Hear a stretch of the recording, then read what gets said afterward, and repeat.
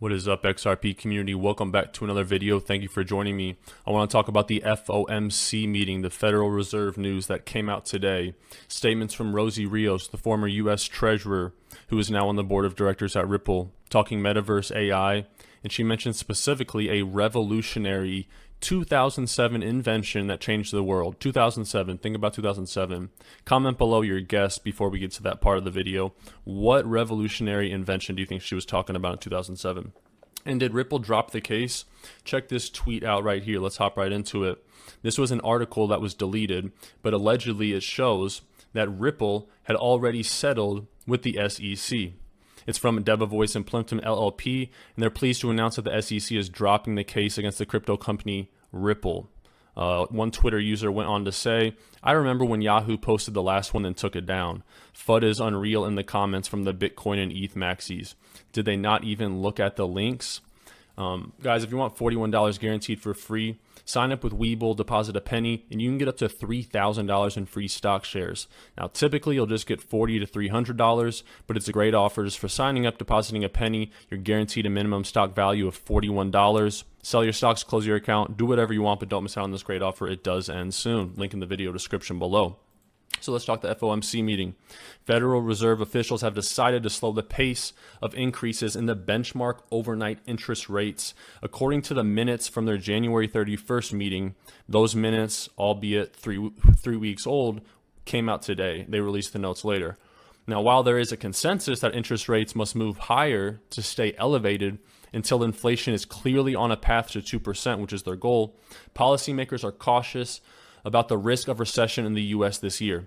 In order to address these risks, the Fed is slowing down the pace of rate hikes to a quarter of a percentage point, 0.25% hikes. Now, the decision by the Federal Reserve is a balancing act between addressing inflation and managing economic growth. They don't want to address inflation too much to where it harms economic growth. The policymakers have agreed that a quarter point, 0.25, increase in interest rates would be appropriate, with some suggesting that this could help the Fed better determine the extent of future increases, right? Because we are in uncharted territory right now with this economy. However, the risk of high inflation remained a key factor that they talked about, shaping monetary policy and warranted continued hikes in the borrowing costs until it was controlled. Now, despite this caution, there's an ongoing battle to quash an inflation rate that soared to a 40-year high in 2022, right?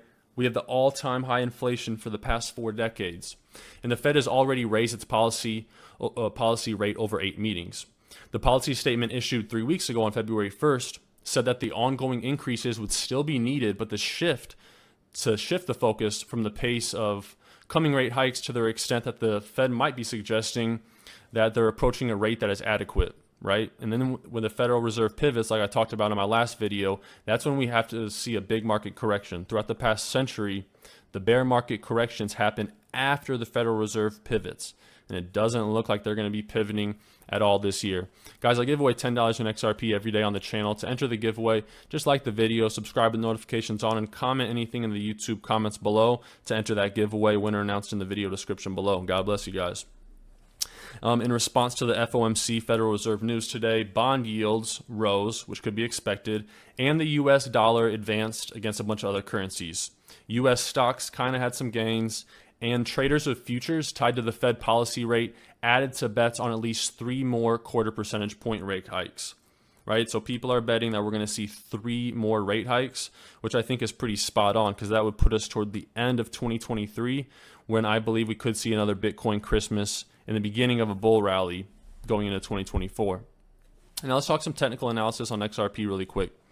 Elliott wave analysis is a technical approach to market analysis. I'm not sure if you guys have heard of Elliott wave analysis.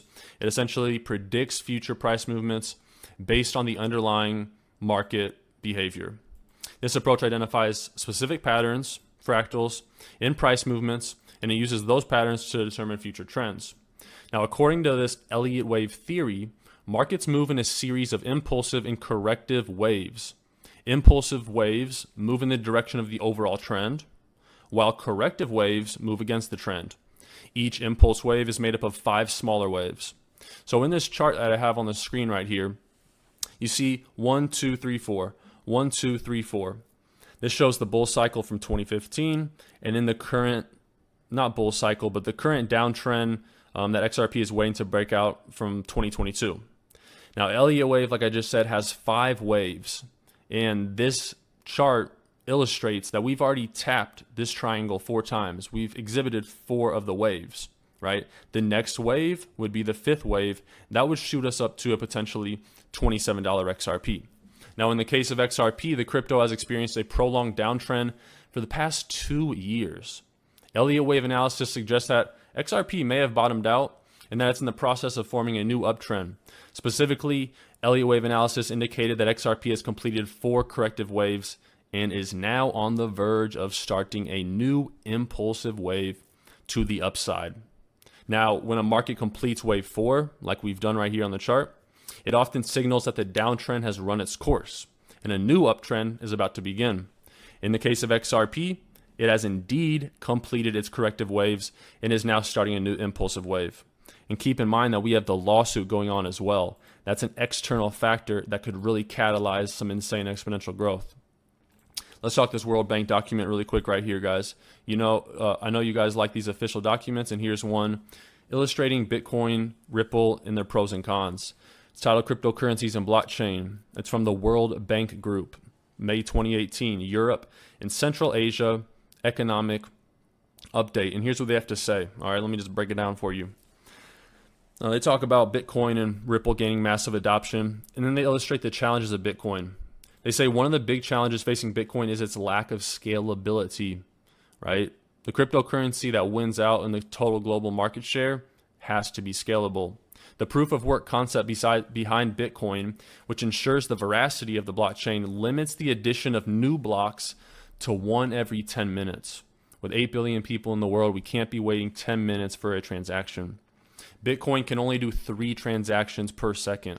Compare that to credit card companies, which can do thousands of transactions per second. And I thought Bitcoin was supposed to be a payment innovation. Now, to address this issue, many attempts have been made to increase the scalability. None have really happened. This is bullish. However, Ripple has taken a more radical approach. Ripple has granted the authority to maintain the blockchain to a limited number of pre-selected trusted participants. What makes Ripple unique is that it combines the benefits of blockchain technology with a centralized approach by working with trusted intermediaries like commercial banks. In conclusion, Bitcoin sucks and Ripple is made for the bankers. And now for a great clip from Rosie Rios. The 2000 invention that she said changed the world was the iPhone. Enjoy this clip. She's talking AI, metaverse. What would I do as an investor? 1, I would follow the money. Yes, it is my name on U.S. currency, almost $1.8 trillion with my name on it in currency in circulation, so no one has made more money than I have.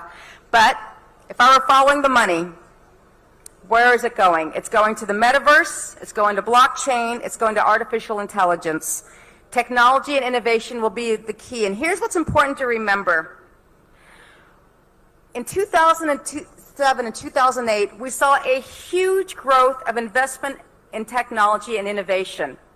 This was during the downturn. What was invented in 2007 that has turned our world upside down today? Anyone? The iPhone. Very good. The iPhone was invented in 2007.